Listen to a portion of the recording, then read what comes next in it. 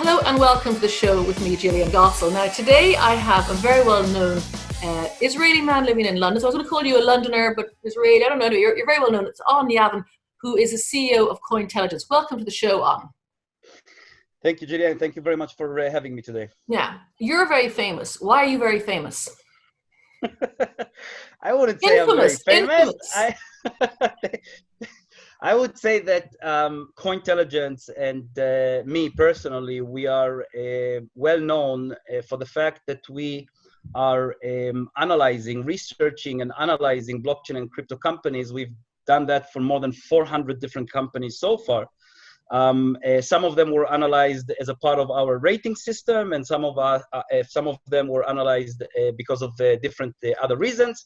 But the bottom line is that to answer your question, we are known to be calling out the scammers. We are known to be scam fighters. We've called out so many scams until now. It started with the ICO scams when we had the ICO craze period. It moved on to Ponzi MLM schemes, and it moved on to scammy exchanges. Okay, so ICOs, MLM, and now exchanges. So the ICOs are gone. Just out of curiosity, do you think they'll come back again? Are they dead in the water, or? I'm sure that ICOs will return. Yeah.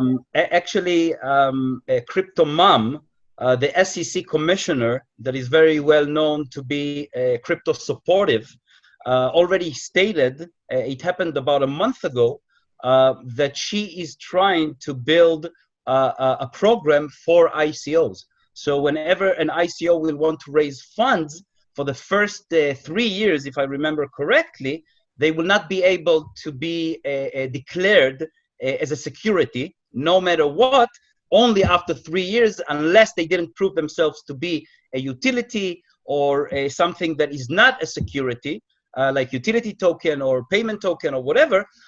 Then it's going to be really helpful, and it's going to allow ICOs to come back, because ICOs are nobody wants to do an ICO because everybody is afraid from the SEC.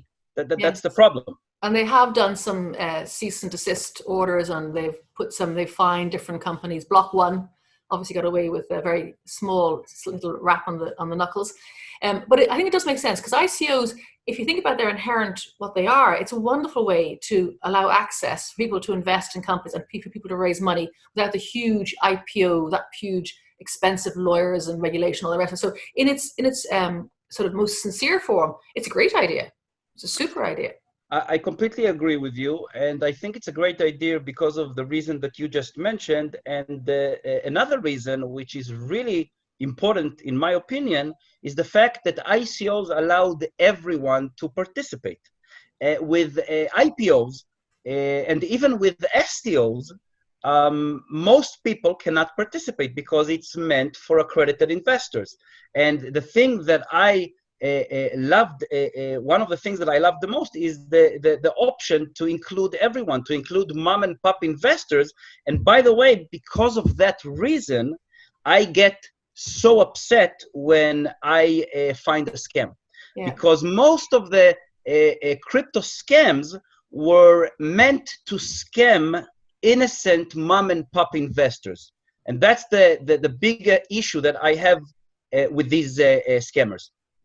I agree with you, because on the one hand, I get very cross with people who say, oh, the SEC wants to protect people. I'm going, anyone's allowed to bet on a horse or bet on a poker game, so people should be allowed access to these areas where they can get big returns. But likewise, on the flip side, it needs to be regulated so it's not a scam. So I'm with you on that. The second thing you said, you called out MLM schemes. So basically Ponzi schemes, because multi-level marketing is legal, obviously. Like we have things like, Herbalife and all those Alway, those cleaning products, whatever. So those things, they're legal. I don't like them very much, because you got to sell to your friends. But so it's less the MLM, it's the Ponzi schemes. What type of projects did you call out there? So there's a few examples of MLM Ponzi schemes that we called out.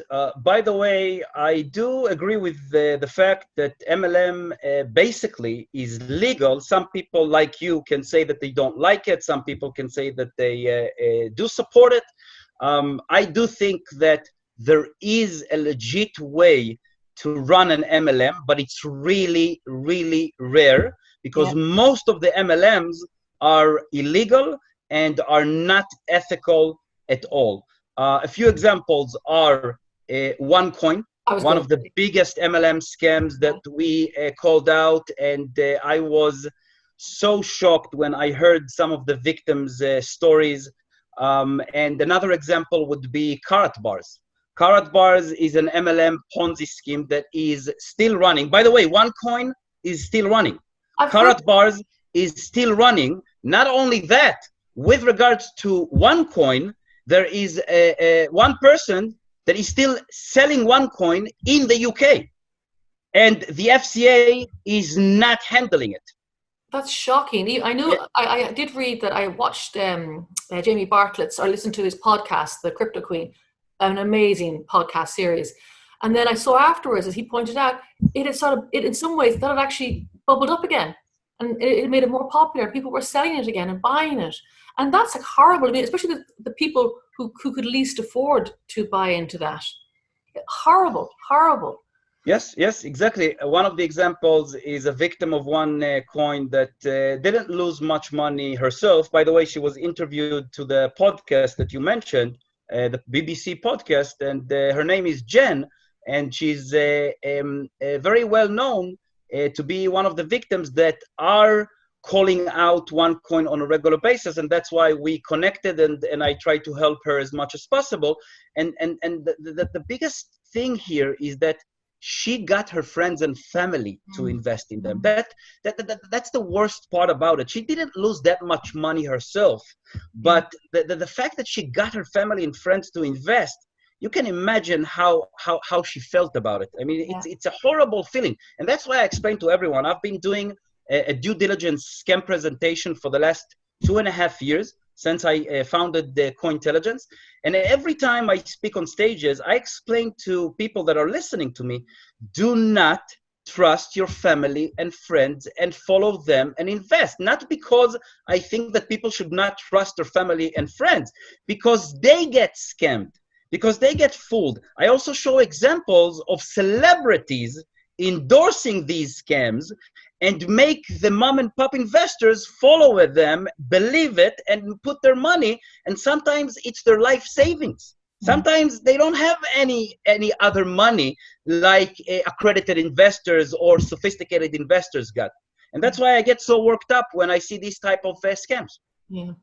And then I totally agree with you. And I say, and that recent BBC podcast, if people haven't listened, go listen to it. It's absolutely brilliant. And then the final thing that we're talking about, you calling out, is exchanges. And that's a particularly hot topic at the moment. So tell me a little bit about what exchanges are doing, because there's so many of them now. There's like 500 and more. Tell me, what is your problem with them? And maybe some ones you've gone after. And then let's tell a story about what happened to you then recently. Absolutely. So first of all, about exchanges in general. There are a few types of scammy exchanges. First of all, most of the industry knows already about the problem of fake trading volume. Now, it has become a norm. It has become the regular state of business, while at the moment, still many exchanges are faking trading volume, period. It goes on to the second part of scammy exchanges, where they don't disclose their details. Nobody knows who's behind the exchange. Nobody knows who's the team that is operating the exchange. Nobody knows who are the shareholders. Nobody knows who are the directors. And in some of the cases, when they lock up the funds and they don't release funds for the users, then they can exit scam and nobody knows who they are. And we've seen already so many cases of exchanges that did exit scams, and they went away and disappeared with, in some cases, hundreds of thousands of US dollars or pounds, or in some cases, tens of thousands, and so on and so on. The third type that I will mention, and I think I'll finish by giving you that last example because I can go on about this for hours.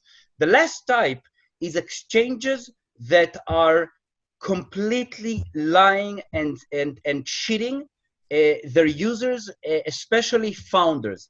We have, for the last year or so, we've been having IEOs, initial exchange offerings. They were supposed to be the new ICOs.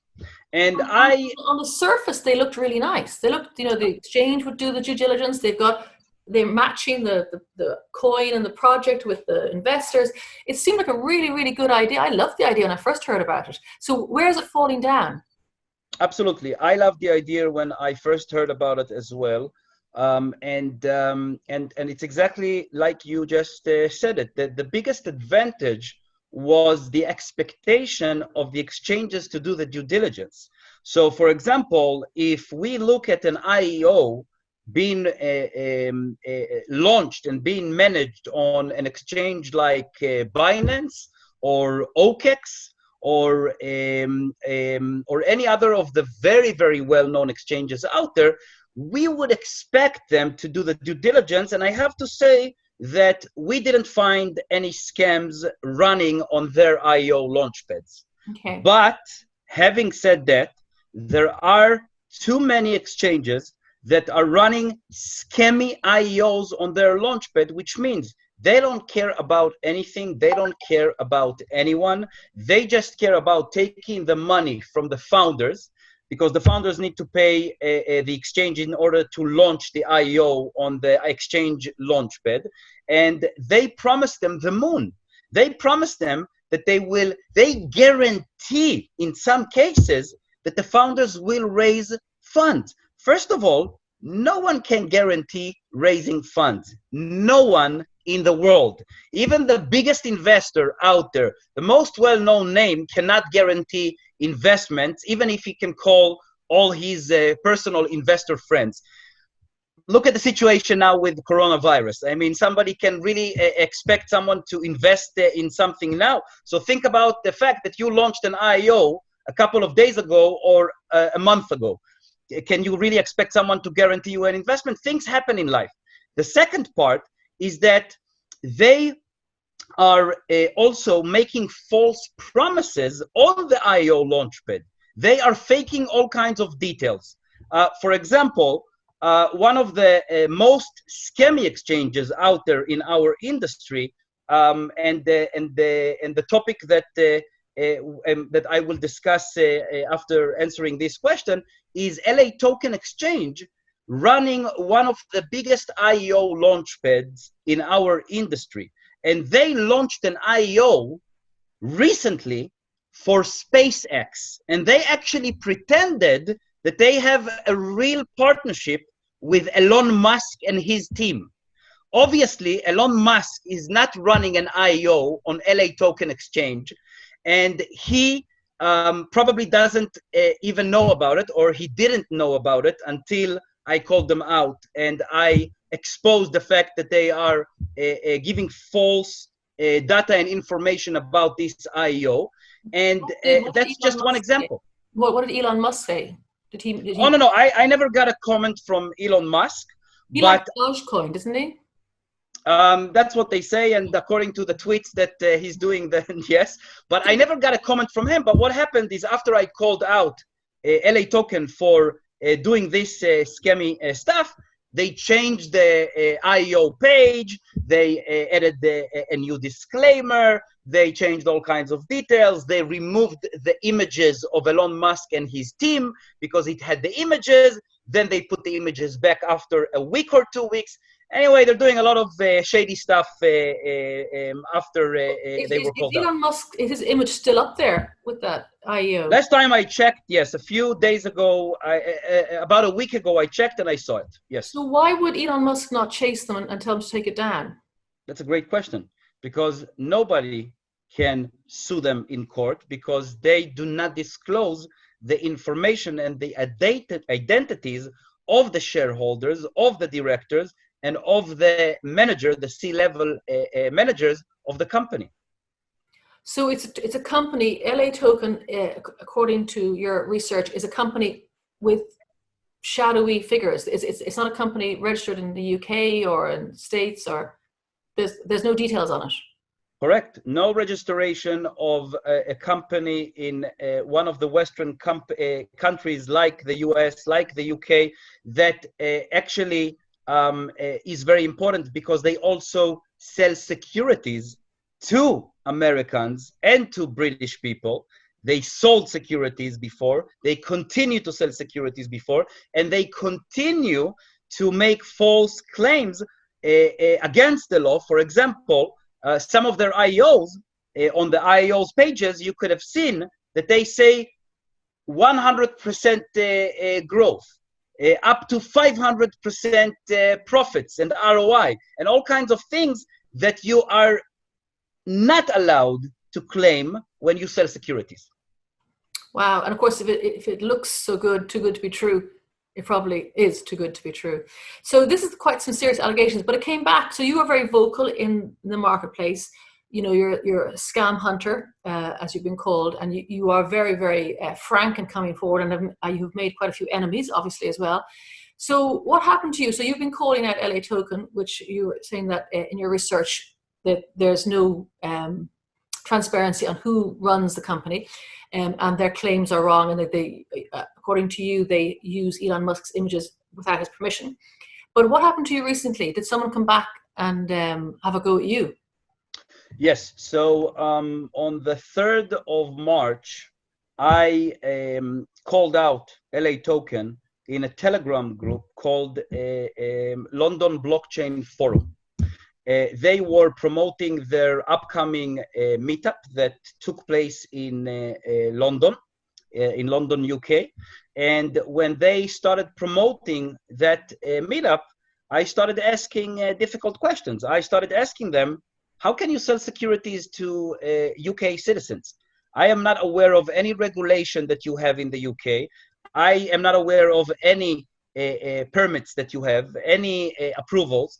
And when I kept asking the question again and again, and they couldn't provide a serious professional answer, they started bringing in the group fake profiles, non-identified profiles that started sharing all kinds of fake stories about me. They actually published and shared different blog posts with fake stories about me. And on top of that, and the worst thing that they did was sending an email to, I don't know exactly the amount because I am not the one who sent the email, but I am guessing that they sent it to thousands of people, maybe even tens of thousands of people. And the reason that I am guessing these numbers is according to the amount of people that approached me and asked me about it. I was approached by so many people, including people that do know me or knew me before this case, people that didn't know me before, and they were asking me about it. Actually, a few of them didn't even bother reading the text of the email, because if you read the text, you understand that it's fake because it looks so ridiculous. On one hand, they are saying that there is an SEC complaint against me. On the other hand, they are asking for evidence because they want to submit a complaint against me. And on top of that, they are using names of people at the SEC. They actually included names and details of the stuff at the SEC to make it look as if this is actually connected to the SEC in any way.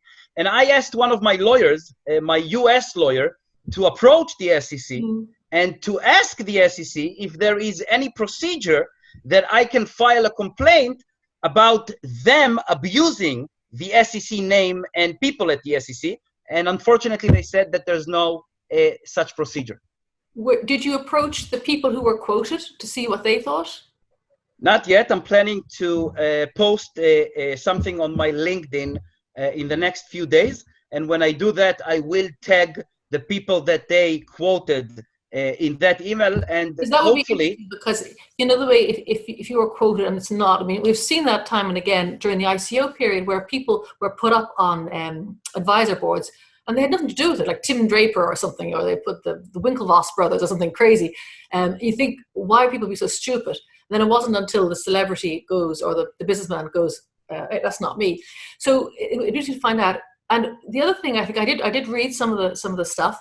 If people actually read it, there were so many spelling mistakes and grammatical errors. You kind of go, who wrote this for start? I mean, it's kind of weird. But as you pointed out, people didn't. They just read the headline, and there's.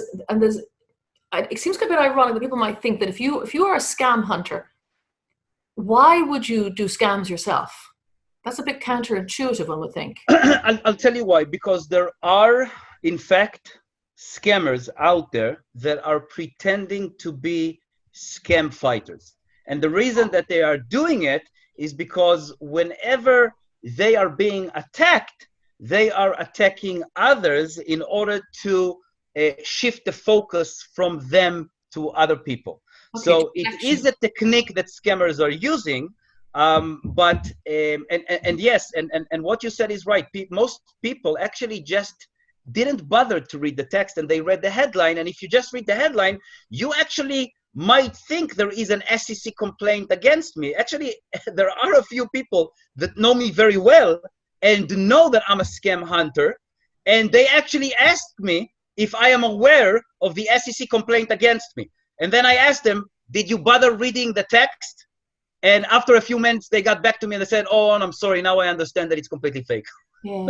I mean, I suppose in this day and age, with social media, anyone able to do trolls. I mean, I know as a woman online, I've got a lot of trolling in my time, and it's quite objectionable. And the people, you don't know who they are, because the people who do most trolling, they're anonymous, and it's hard to track them down unless there's an actual crime that's happened. But it can be quite damaging, because people think there's no smoke without fire. So absolutely. Has it impacted your business? So far, I don't feel that it impacted my business, but I am sure that there are people that are not connected to me, or people that will not ask me because they will be too scared to ask me this question, or anything like that. And when I say be scared, is because people are a lot of times choose to ignore things or to move on, not to need to confront something. So they will not be asking me. Obviously, I've done everything I can in order to publish and go public with this. I also published a piece on CTAM, and I'm very, very thankful for James Botter for allowing me to publish this piece, and to make sure that as many people are aware of what's being done to me. But yes, to your question, I am pretty sure that there will be some kind of damage. And I think that's what they're relying on. They want me to be damaged in order to remove the scam alert, and in order to stop calling them out. They didn't expect me to continue calling them out despite everything that they did. So in your opinion, this attack came directly from the exchange LA Token, because you were so vociferous in pointing out what you understood to be their behavior? Yes, I'm sure about that. And the two other reasons that I'm sure that it's them is for the following reasons. First, I backlogged the groups that they went in and started sharing the fake stories about me. And I noticed that some of the profiles that were attacking me were promoting LA Token events in the last 2 years. The second reason is that in a WhatsApp group, that some of these fake profiles were doing the same thing. When I asked them, okay, listen, if you want me to actually continue to have any discussion with you after I responded and after I shared my official statement and so on, I told them, let's connect by a video chat. And I want to see who you are, because I'm pretty sure that if we connect, I will see that you are an employee of LA Token. And obviously they rejected and refused every time I asked them. And when other people in the group, in that specific WhatsApp group, started to get upset because they realized that these are fake profiles sent by LA Token, they demanded that the admins of the group will KYC them. They don't even have to connect with me, because they started using the excuse that we are afraid of you, and if you will know who we are, then you will blackmail us and threaten us with calling us out, and we're just innocent people and blah, blah, blah. But the admins asked them to KYC, and they're not supposed to have any issue with the admins, and they completely ignored it. And the admins chased them for a few days, and they completely ignored, and they will not respond until now. So they were removed from that group, and they are, some of the other admins in other groups are also starting to remove them. Wow. So the problem is that when you have a company that you don't know who they are, it's very hard to hold people accountable when it's smoke and mirrors, and that's your premise. And as I say, you were definitely targeted. Your belief it was the main that you were going after the LA token, they were coming after you again. So what next? What will you do next? I mean, is there any way of resolving this? Can you kind of arrange to talk to them, to meet them, for them? I mean, have they tried to explain back to you that their behavior? Have they answered any of your questions, perhaps? They are answering my questions, but every answer is a counter attack on me. They don't actually answer the questions. When I ask them to disclose the details, by the way, it happened today as well. A few hours ago, it started in a Telegram group. They promoted their new scheme. They are doing online events now, asking founders to pay them $4,000 in order to pitch the startup to so-called investors. $4,000, which is crazy.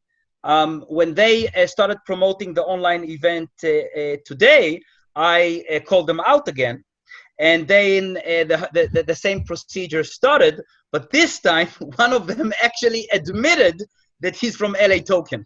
A question for you, actually. There's nothing wrong with having an online webinar and charging people outrageous sums to be part. There's nothing wrong with that, is there? There is nothing wrong with it unless you're just taking the money and you're not providing anything. You're not providing a real service. You're not providing any value. But if you ask me if it's legal to ask, yes, they can ask for $1 million. But that's not the point, because they are misleading these founders to make them think that they will actually be able to raise any funds. But there are no real investors that are going to be interested in these IEOs. I mean, if someone is considering investing in an IEO these days, I mean, come on, that's a joke. Seriously. I mean, Question for you. So I'm just curious now. So are IEOs dead in the water? Even like the Binance ones, are they all gone, do you think? I think that most IEOs are completely dead. With regards specifically to Binance, or another example that I gave you before, OKEX, I think that if these exchanges run IEOs, there is a very good chance of raising funds, actually raising a few millions or $500,000, which is nice. If a startup needs that money, then it's nice. The problem with these IEOs, and we've seen that happening with IEOs that were launched on Binance as well, is that as soon as the IEO is finished, the token price is being dumped. That's the problem. And that's why I'm saying that if anyone is actually considering investing in an IEO these days, they should research what happened to most IEOs out there, including IEOs being run and managed on the top exchanges, the exchanges that are considered to be top exchanges. I'm not supporting or promoting any exchange out there, and I'm not vouching for any exchange out there. I'm talking about any operational exchange out there at the moment. But I'm not saying that all of them are scams. I am, just to give you a counter example, I'm not vouching for any exchange. I'm not supporting any operational exchange out there. By the way, our rating system is not a system that supports projects or exchanges. It's the other way around. If you check our rating, if you see a low rating, you should be aware and you should stay away. But if you see high rating, it doesn't mean that we are suggesting to invest, and it doesn't mean that we are suggesting to use the exchange. It's the other way around, just to make things clear. And just to finish off my answer, there are exchanges that I think that are legit. For example, Liquid Exchange or Gemini Exchange are fully regulated exchanges according to what we know. Again, I'm not vouching, I'm not telling anyone to listen to me and to go to trade on these exchanges, but from what we know and from what we analyzed, they are very, very legit exchanges with the proper regulation in order to operate in markets like Japan or New York in the US. And when you have these kind of regulations, you should be safe, or at least much, much safer than the non-regulated exchanges. So if a company or a project wanted to raise money nowadays, now I know we're in the middle of the virus, so pretend that's not happening, where would you advise them to go, or what would you advise them to do? Even if I'm ignoring the virus situation, at the moment, crypto investments are a problem because of everything that's happened, because of all the scammers, because the behavior of the government and the legacy banks and the big banks out there, it's really, really difficult for blockchain and cryptocurrency at the moment. And if you add the virus situation on top of that, I would say that the current situation is, it's almost impossible to raise funds unless you have super, super personal contacts to investors. And you can ask your personal contacts to help you and get other investors. When investors bring their friends, it can work. Beside that, I don't think anyone or so few out there will actually be able to raise funds at the moment, unfortunately. I suppose it's a bit like when you have like the crypto winter and now the virus winter or whatever. That's when people knuckle down and do the hard work and then hopefully have a product or something to sell afterwards. So my final question to you on then is, so what next? So you came on here to talk about what you do and also this personal attack that was quite damaging, is quite damaging to you. What next for Cointelligence and on Yavin? So first of all, to finish off the explanation about the attack on us, what I'm trying to do now is gather more evidence in order to consider going to the police in Russia, the police in the UK, the police in the US, and to file a complaint against LA Token and their CEO, Valentin. The second thing, and I'm still not sure that I'm going to go through with it because I am consulting with very smart people about this situation. And some of them are advising me to do it. Some of them are advising me not to do it for different reasons, by the way. And the future for Cointelligence in me and myself is the following. First of all, we shifted our focus from research and analysis to education. We launched Cointelligence Academy last year. We relaunched Cointelligence Academy online, and we provide both free and paid sessions. The 101 blockchain and cryptocurrency sessions are completely for free, thanks to our sponsors, and we are really hoping to be able to continue and provide this free education for as long as possible. Because we really believe in blockchain and cryptocurrency. And by the way, saying that blockchain and cryptocurrencies startups will have a huge problem raising funds these days doesn't mean that I changed my ways or thoughts about blockchain and cryptocurrency. I still believe that it's the future for all of us. I still believe that cryptocurrency is the only way to have complete economic freedom for your funds. And I will continue to believe that for a very long time, unless the big Western countries will ban it, if they will ban it, and I don't think that they will. I think that we're way past that situation. Some people still think that it's a possibility, but even China is showing positive signs about blockchain and cryptocurrency in the last year. We are going to continue and call out the scammers and fight the scammers as much as we find them and be able to prove that they are scammers. We are in the middle of 3 different investigations as we speak now, not LA Token, different investigations. And we will continue to do that. We're not going to be frightened. and scared away, and that's our plans. Wow. Well, I hope you'll come back and tell me about the other investigations when you get a bit more forward and you can talk about them. One of the investigations is actually a UK person that is scamming people in the UK, allegedly. I will say this because I didn't finish the investigation yet, and I don't have the clear evidence that I need to have in order to call out this person. Okay, well, I look forward to hearing more. That's all for today. Thank you so much. We've been chatting with Yavin, the CEO of Cointelligence. Thank you very much for your time. Thank you very much for having me.